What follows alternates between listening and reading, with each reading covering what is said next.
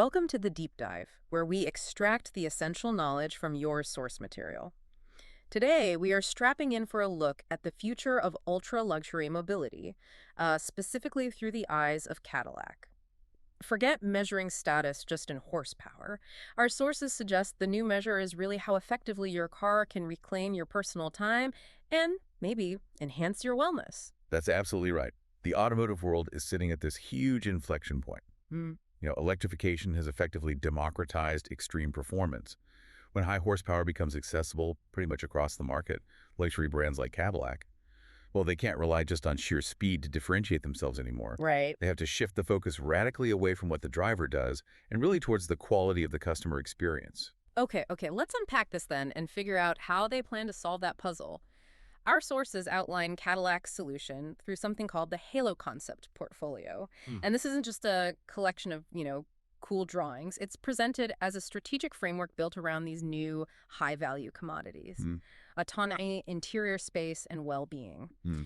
We are diving into two key pieces of that framework today. The Yeah. inner space concept and the, well, surprisingly conflicting elevated velocity. Yeah, the contrast is interesting. Let's start with inner space. This was the concept revealed back at CES 2022. It seems like the purest expression of these higher luxury values: electrification, personal autonomy, space, and wellness. But to really appreciate it, I think we need to understand the whole portfolio it belongs to first. Precisely. Yeah, the context is crucial. Innerspace is the two-passenger electric coupe focused on ground travel. But Cadillac is looking bigger picture at total congestion elimination. They also developed the personal space, which is essentially a single-seat VTOL vertical takeoff and landing vehicle designed to move passengers above the traffic jams. Wow, okay. Above it all.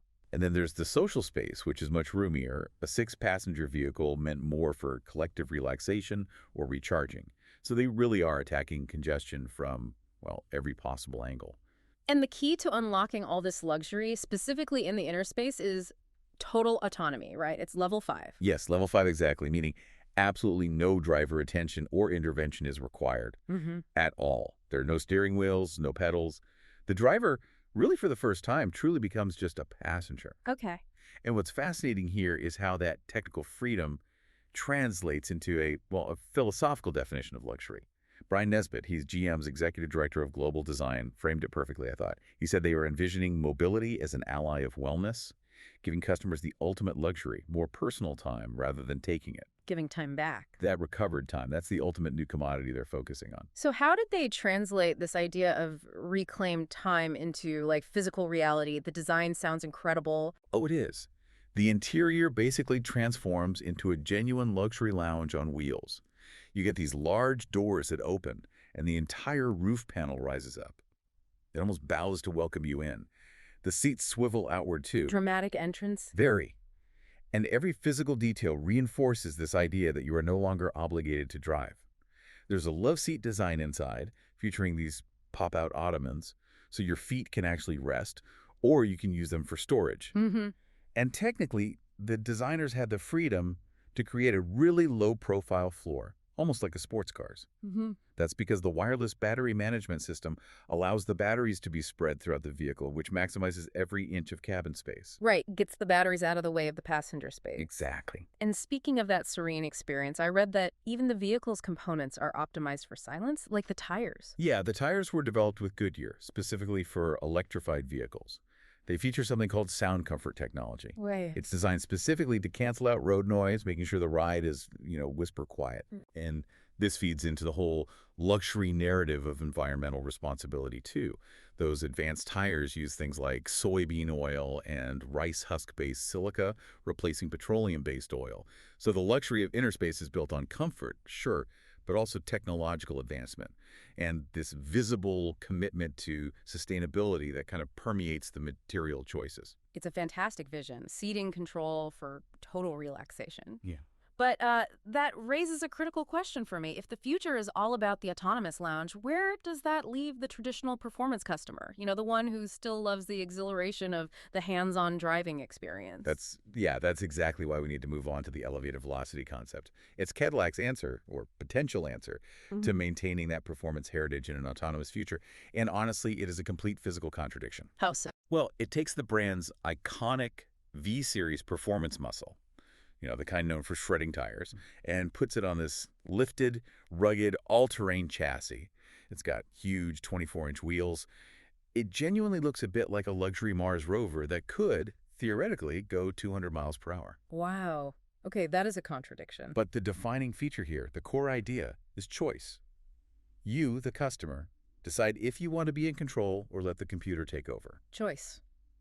That sounds almost like a cheat menu in a video game with its experience modes. I saw something about that. That's a good way to put it. Yeah, you have your animated welcome mode when you approach dramatic gull-wing doors. Yeah. Standard concept car stuff. But then you get into the cockpit, and you can switch to velocity mode. Okay. And this turns everything into a focused, speed-hungry command center. It beams augmented reality navigation and performance data right into your field of view. Okay. Very driver-centric. Got it. Full control. But then, the real insight, I think, is elevate mode. This is the moment when the car basically says, okay, you've had your fun, now recover. The steering wheel and pedals retract completely. Gone. Wow. And it transforms into an autonomous recovery lounge. It features things like red light therapy, lighting synchronized to calm breath work, climate systems optimized for air purification. It's literally performance meeting Zen. Performance meeting Zen. That's wild. And the integration of wellness tech seems pervasive here. Yeah. Both concepts use biometric sensors. They do. Integrated sensors, tracking heart rate, oxygenation, stress levels. It's all in there. Okay. And this connectivity brings up a really fascinating dilemma, actually. On one hand, the tech is there to genuinely help you relax while driving autonomously, right? Maybe even save your life during a medical emergency. That sounds good. Sure. But on the other hand, Nesbitt himself points out the trade-off inherent in this level of integration. Are we entering a future where your watch, your earbuds, and your car are all constantly reminding you how unhealthy you are? It kind of turns every environment into a health monitoring station. Is that luxury or something else? That's a serious layer of potential intrusion, yeah, for the sake of luxury. Before we get too philosophical, though, we have to mention the radical aesthetics of the elevated velocity. It looks intense. The exterior is coated in this vapor blue paint, apparently, and the interior is described as an explosion of reds, Morello Napa leather, cerise fabric. It sounds utterly unapologetic. Oh, completely. And you mentioned the ultimate detail earlier, didn't you? This performance concept, which is all about conquering terrain. It comes with a custom polo set stored neatly in the trunk. Right. I have to wonder, is that the true sign of status in the autonomous age? Having so much control over your time that you could just spontaneously decide, I have time for 18 holes right now. Huh. I think you might be onto something. The luxury isn't the expensive golf club membership, it's the freedom to just go immediately. So, if we connect all this back to the bigger picture, the entire Halo portfolio is striving for Cadillac's grand vision of zero crashes, zero emissions, and zero congestion. That's the mantra, yes. And autonomy is fundamentally changing design constraints. Because the car handles the complexity of driving, designers have immense freedom. Not only can they create that spacious, low-profile cabin, like we talked about, thanks to wireless batteries, but they can finally challenge the mandate to just cram more and more screens into cars. Oh, interesting. Cadillac is apparently testing the viability of maybe just a tiny steering wheel display, only for essential info like speed and battery level. It could be a possible first step toward realizing a truly screenless cabin someday. Screenless. Yeah.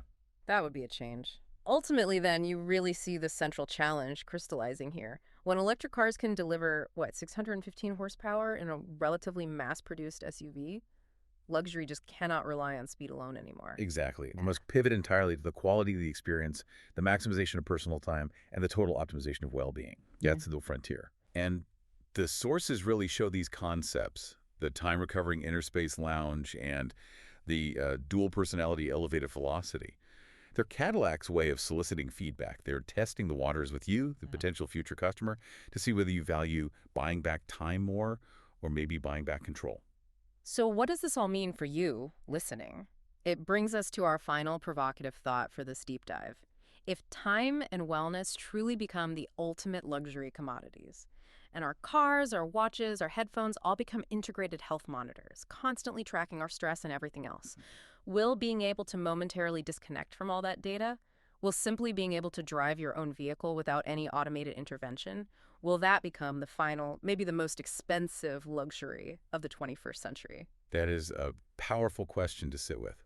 Really makes you think. We hope this discussion has provided you with a fast, thorough understanding of how these Cadillac concept cars are attempting to redefine luxury.